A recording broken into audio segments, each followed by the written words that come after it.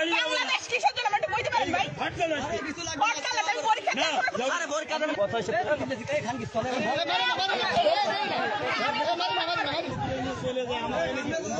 এখানে পরীক্ষার্থী যারা আপনি গাড়ি ভাড়া এই লোক তো আপনি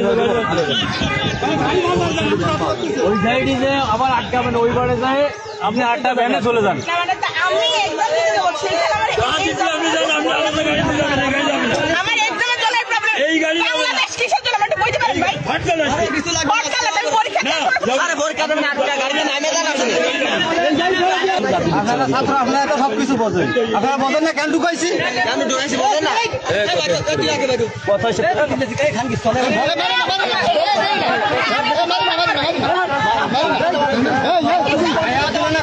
এই